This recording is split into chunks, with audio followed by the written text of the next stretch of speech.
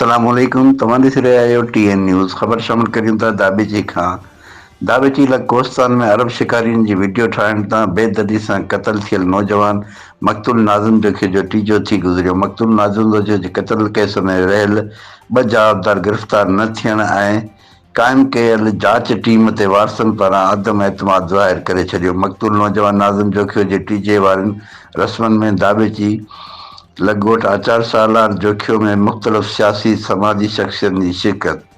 ॻोठ आचार सालार में PP सिंध जे सदर Nisar Ahmad खोड़ो, PP MNA Nafisa Shah, PP ज़िले ठटे जे सदर वॾे वज़ीर जो मावन ख़ासि सादिक अली मेमण, अमीर हैदर शाह शिराज़ी, PP शहीद भुट्टो जी सदर फ़िरोज़ा लाशारी, नून लीग अॻवान शाह महमूद शाह, नियाल हाशमी, जमात इस्लामी अॻवान असदुल्ला भुट्टो, GS माज़ जो चेयरमैन रियाज़ चांडियो, मलीर जे समाजी शख़्सियत खुदारनू शाह, कॉम्पर्स अॻवान दोदो दोशी, अवामी बोरियत तहरीक जे मरकज़ी सदर एन खोसो, मलक रमज़ान, फ़कीर नबी बख्श, चाचा होद ख़ान बलोच समेत मुख़्तलिफ़ क़ौमपरस्त सियासी शख़्सियतनि पुण तॾे ते पहुची मक़तूल जे वारसनि सां उज़र ख़्वाही कई।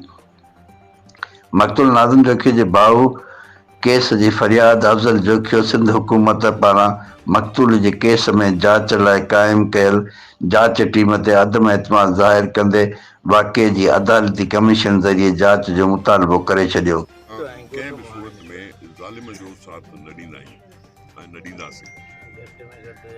गिरफ़्तारियूं बि थियूं आहिनि, चाहे गिरफ़्तारी पाण अची कोई ॾे तॾहिं बि थी आहे, जेकॾहिं कोई गिरफ़्तार हमदर्दी करने और इंशाल्लाह इस जुल्म का अज़ाला होगा। कानून हरकत में आया है और अरेस्ट भी हुए हैं जो MP हैं और जिनके ऊपर था त ॿधी में इतिहाद आहे। जेकॾहिं ॿधी असां कल्ह कईसीं त उनजो नतीजो बि असांजे साम्हूं आहे ऐं अॻिते बि असां ॿधी कंदासीं त इंशाअल्लाह ताला ही त हिकु वॾेरो आहे, पर असां पूरे सिंध जे वॾेरनि खे शिकस्त ॾेई सघूं था ऐं असांखे अहिड़ो सरदारी निज़ाम न खपे, असांखे अहिड़ो जागीदारी निज़ाम न खपे।